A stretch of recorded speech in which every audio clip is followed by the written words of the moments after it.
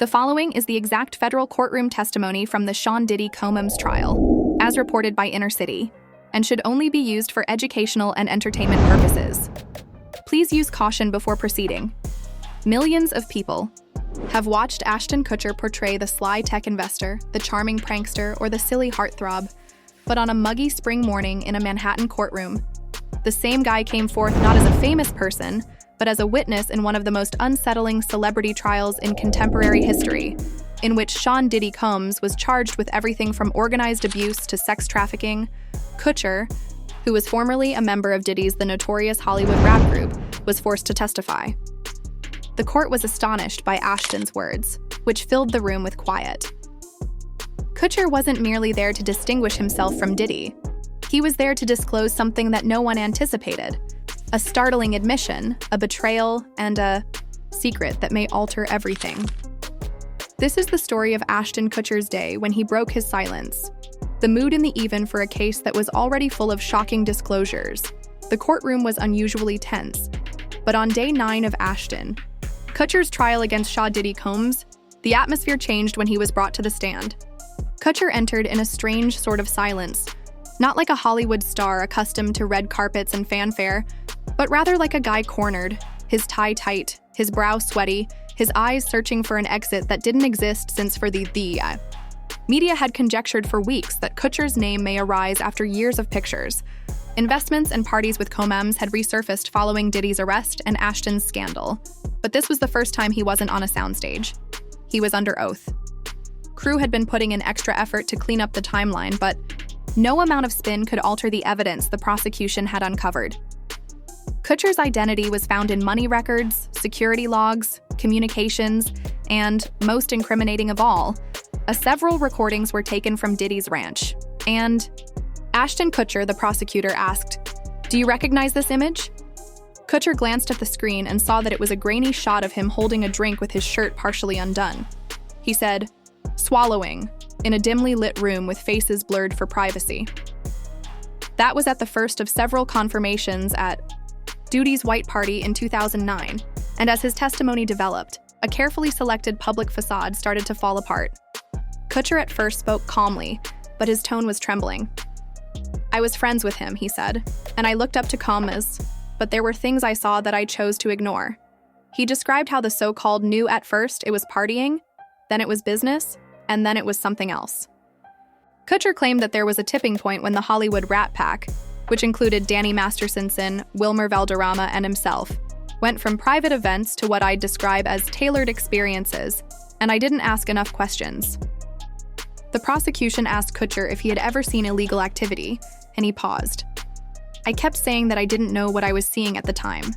Myself, but now that I know better," he said that Combs frequently had a different staff operating in the back rooms, directing visitors to certain locations, seizing phones, and collecting NDAs on site. Ashton disclosed that even he had signed one of these. He answered, "Everyone did it." I assumed that was the norm after seeing several NDAs over the years, but then the court played audio taken at a party in 2013 at one. You could hear music and laughter coming from Diddy's houses, followed by Ashton's voice saying, "I don't think we should be filming this."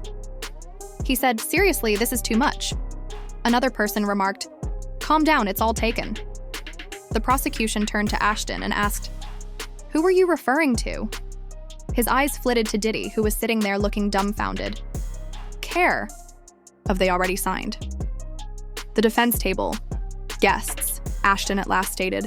"Some were models, some weren't, but they weren't told what was going to happen." However, by the end of this first part, Ashton's testimony wasn't. It became evident that Kutcher had previously been one of the former, but now in front of a judge and a court of law, it was about complicity regarding Diddy and a culture of silence that rewarded those who cooperated and punished those who raised issues. He continued testifying throughout the afternoon, describing the notorious years of the new Hollywood Rat Pack. "It was myself, Diddy, Danny Masterson, and Wilmer Valderrama," and he claimed, "We called it a new kind of brotherhood, but in retrospect, it was a machine." He related tales that, at the time, sounded fantastic, including nightclubs and mansions and private aircraft traveling to secret destinations. With no windows or clocks, but these stories now had a menacing tone. At those parties, there were whole rooms where only specific individuals were permitted, and Ashton remarked, "You had to be approved." Didn't inquire as to who was approving. The prosecutor asked him if he had ever witnessed anything unlawful or exploitative. "Not with my own eyes," he exhaled sharply, "but I heard things and I ignored what I heard." He described one instance in particular, a private yacht party in 2012, where Diddy brought out a group of young women, the majority of whom were models or celebrities. "I laughed things off, telling myself it was just rumors." He mentioned how the dynamics of the Rat Pack changed and Danny became darker, referring to Masterson as being more paranoid and controlling. "Influencers," he continued, "have all signed. You're safe." I remember laughing, but I shouldn't have.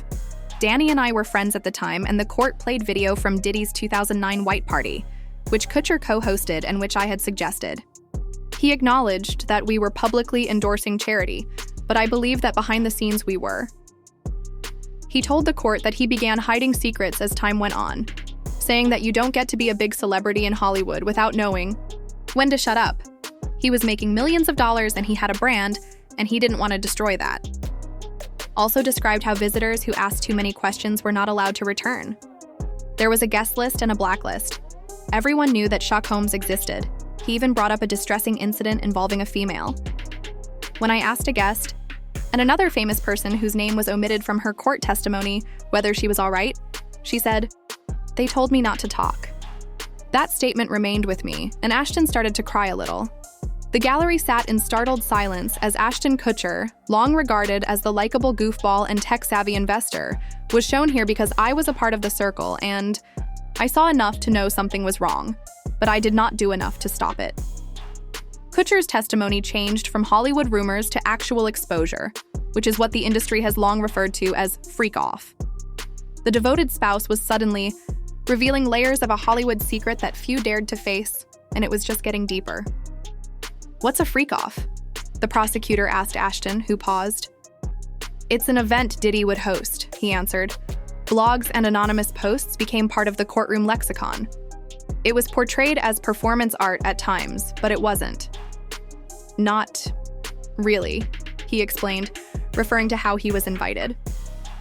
"I thought it was a theme party," he said of his first one in 2005, adding, "I brought a date within 30 minutes and I regretted coming." He wouldn't go into detail about all he witnessed, but he did mention this. The prosecutor mentioned a detail from a case. "There were rooms you didn't walk into unless someone tapped your shoulder. There were hidden cameras and there were people who looked scared. Seized computer. Ashton's name was on a digital guest list tagged green light. It meant I was trusted," he stated. "I don't know what I did to earn that, but I knew what it meant. I could go anywhere."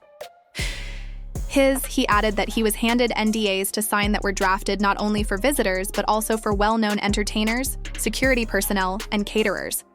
"The NDA I signed in 2010 was 28 pages lengthy, but he claimed that I did so nonetheless, and the courtroom heard it." Ashton described a time in 2014 when he attempted to stop going to parties, saying, "I told Diddy I'm not just backing out of a party, but you're backing out of a network, a power structure, a system." I received a call the same week. Ashton said that 3 investment projects had inexplicably fallen through. I told him that it wasn't for me anymore, and he said, "You don't quit, you're in, or you're out forever." From one of our mutual friends who stated, "You made someone nervous." Ashton concluded by making the terrifying revelation that he was worried about his reach and people's inability to comprehend him, not only for my career but also for my family. Simply stopped returning your calls, which was sufficient to ruin someone. The courtroom then broke for break, but no one moved because Ashton Kutcher, for the first time in decades, was at last speaking the truth. The court's attention shifted from parties to something far more: individuals that were now in the crossfire of Diddy's 2009 incident. He described himself as Hollywood's gateway to Silicon Valley. "I was introduced to founders, fund managers, and Sean had connections most people didn't have. He could open doors that even the biggest venture capitalists couldn't," he stated, indicating that he was involved in more than just entertainment. He explained how Diddy introduced him to a group of global financiers, brand builders, and nightlife tycoons, who did more than just host parties. They created businesses out of them. One name kept coming up: an unknown investor connected to a number of Kutcher's projects, as branding companies masquerading as clubs, investment groups masquerading as lifestyle blogs, marketing, monitoring, and recruitment, all combined into one. Financial documents that were later found to have direct ties to Combs' foreign business branches revealed significant transactions that were only identified as consulting or event services, but the recipients of those payments frequently in keeping with the dates of infamous private meetings. Ashton also acknowledged that there were shell corporations which he never really understood. They told me that this was done to safeguard intellectual property, but in retrospect, it was most likely done to conceal. When asked why he didn't go further, Ashton said, "I didn't want to be the guy who asked too many questions because the money was good." The prosecution provided a timeline of investments from Kutcher's participation in a private tech center in downtown Los Angeles, and his collaboration on a nightlife-focused app that failed soon after receiving millions of dollars in funding, that could be linked to accounts that are currently blocked under federal suspicion. Kutcher acknowledged that he had been informed by the app's management, but that the user information they had gathered, including names, whereabouts, and biometric information, had been covertly auctioned off. "I didn't know," Ashton stated, "but maybe I should have." He also recounted an unsettling incident in 2016 when he was shown a pitch deck for a brand new app created by one of Diddy's colleagues that was meant to facilitate direct communication between talent and, however, a page concerning private background checks and personality profiling made me uneasy, so I skipped it. It turned out to be more than simply a tale of disastrous parties. It was a full-on infrastructure that made it difficult to distinguish between Hollywood and more sinister pursuits. And in the midst of it all were names you'd see on magazine covers accepting prizes on stage while taking checks signed in private behind the scenes. As the years passed, Ashton Kutcher's circle shrank, and the ties that had bound the so-called new Rat Pack together started to erode. It became evident that this Hollywood fraternal allegiance was caused by control rather than controversy, had a cost, and treason had repercussions. After 2014, he claimed, things changed. He claimed that Danny Mastersonson grew more suspicious. Wilmer Valderrama began to distance himself, and I began to hear rumors that he wasn't only referring to, according to media rumors, Kutcher said that members of the group were discreetly distancing themselves from one another, not because they disagreed, but rather out of fear. One friend stopped attending events and we assumed he was simply burned out, but he later phoned me and said, Kutcher asserted that as he started turning down invitations to events, investments, dinners, and other activities, things around him changed, and initiatives that had previously been approved abruptly went black. It seemed like I was being silently excluded when agreements went through and certain executives stopped returning his calls. He described a terrifying experience he had in early 2017 when he met Diddy at a charity event in Gala. He gave me a hug and told me after Ashton claimed to have gotten a USB drive in a blank envelope at his house, he stated, "You should be careful about what you don't remember." That statement resonated with me. I received the word that he acknowledged that fear began to control his decisions. He didn't speak up, he didn't confront anyone, he simply attempted to quietly back away. It was footage from a party in 2012. Nothing illegal, just embarrassing. Wishing no one would notice, but every time I withdrew, something would surface. He claimed there had been a tabloid leak, a hacked email, or a litigation threat, and I had rushed to shield my name and my family. But the underlying issue was what he couldn't shield his conscience from. Ashton described a night in 2018 when a friend called to inform him that one of the Rat Pack members was the target of a civil lawsuit. They added, "Don't let this get to you, we'll handle it." At that point, I understood that this was more than simply friendship. It was damage control, and he started to discreetly distance himself from all parties, transferring money, cutting off connections, and rewriting contracts. But even after that, business associates would continue respectfully mention Diddy's name, and tech innovators would hint at private investment rounds. Ashton could only nod and smile, saying, "I felt like by 2020, Ashton Kutcher had done everything he could to clean up his reputation and his investments. I was being followed by a shadow I couldn't shake," he said, "and the worst part was I helped build it." We're presented as selfless, his media personas were benign, and his family life was shown as picture perfect. But behind the surface, he was running, and he wasn't alone. The whole entertainment industry was changing due to the pandemic. When I heard about the first raid, Ashton said. I wasn't surprised, but I was relieved, but the relief didn't last. Stars to retreat scandals started to surface, and ultimately Diddy's name was yelled instead of whispered. Due to the subpoenas that followed, the headlines, and the social media accounts that shared photographs long since forgotten, Kutcher's name was once again mentioned, and this time, no public relations team was able to stop the harm he detailed. On the day, the federal agents with a warrant appeared on the door of one of his business locations and demanded access to old video, correspondence, and travel logs. I provided them with all of this information, and he also supplied an explanation for why he hadn't spoken in public during the first. The biggest blow came in 2023 when video of a party that Kutcher and Comey's had previously hosted in the Hamptons surfaced. I was afraid about the legal repercussions as well as how deeply it would damage who. Ashton remarked on tape, "Just keep them calm until we start." But it was explicit and showed influencers being brought by handlers into off-limits locations. When that clip came to light, however, everything changed. We were conducting a branding shoot in court, or at least that's what I was told, but the public didn't care. And the hit was disastrous for a man who had established his reputation on charm and trust. He lost endorsements. Investment institutions discreetly withdrew him from board listings as tech partners started to distance themselves. Mila, his wife, was reportedly furious and pleaded with him to leave years ago, to which he replied, "I didn't listen."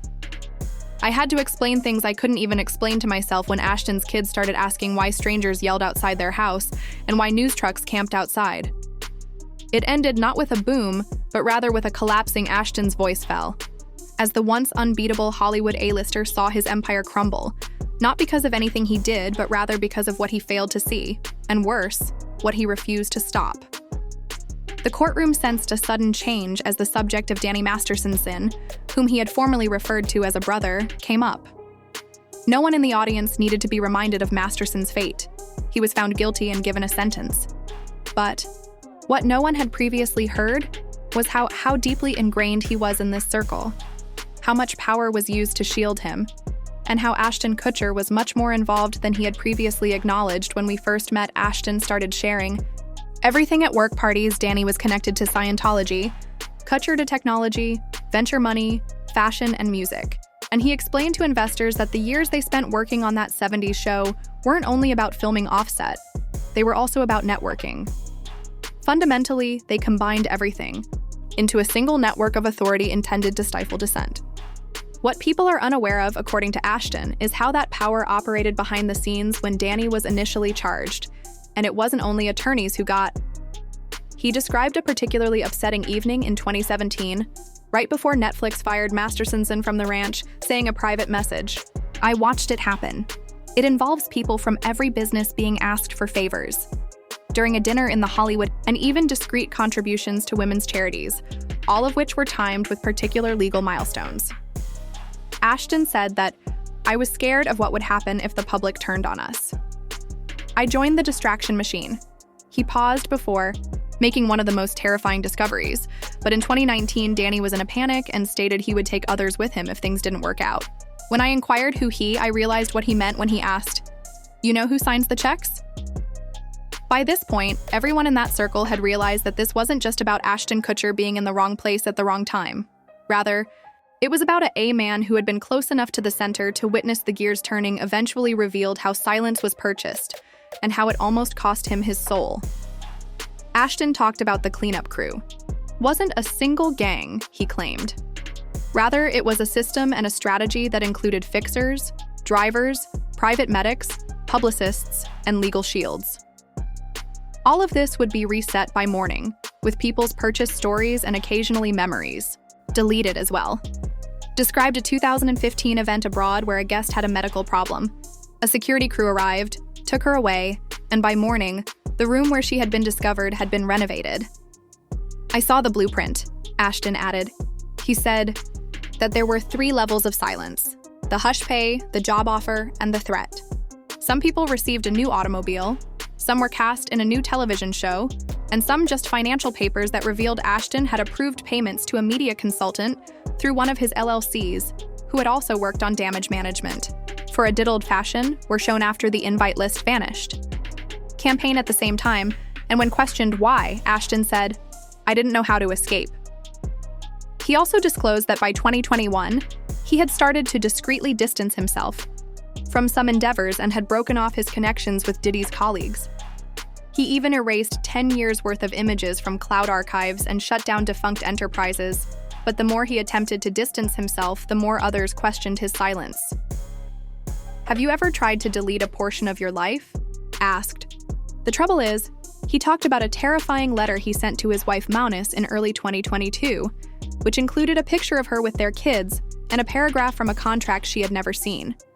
It wasn't a threat, but rather a reminder that Kutcher concluded by stating that he was finally coming up because I got tired of erasing myself, adding that the longer I remained silent, the more I became one of those people who say that even if you leave the party never leaves you. Ashton Kutcher was silent for a while before continuing, as though he understood the full significance of Part 9, not only for the courtroom, but also for the legacy of all those who were still watching. He was asked one more question. If given the chance, would he go back and alter anything? "I would have left him in 2005. He responded, "It's not about saving face," saying that this is about saving whatever aspect of myself I still recognize. "I should have gone the first time I saw the door lock behind me at one of those parties, but instead I stayed, played along, and smiled on carpets and pitched apps while people were being hurt behind the scenes." He later acknowledged that he had written letters. Before resigning, Ashton turned to the judge and stated, "If this court needs anything from me, emails, records, not asking for forgiveness, but simply telling some of the victims, I see it now, all of it. Names, I won't fight it. I've done enough fighting for the wrong people." The audience fell silent, and Diddy didn't even bat an eye because there weren't any famous individuals in the courtroom at the time. Or moguls. It was full with the echoes of what they had all attempted to hide from the world. And whether you thought Ashton was a hero attempting to atone, or simply another culpable individual with a one thing was evident from the glossy smile. At last, the curtain was being drawn on the myths surrounding celebrity and their causes,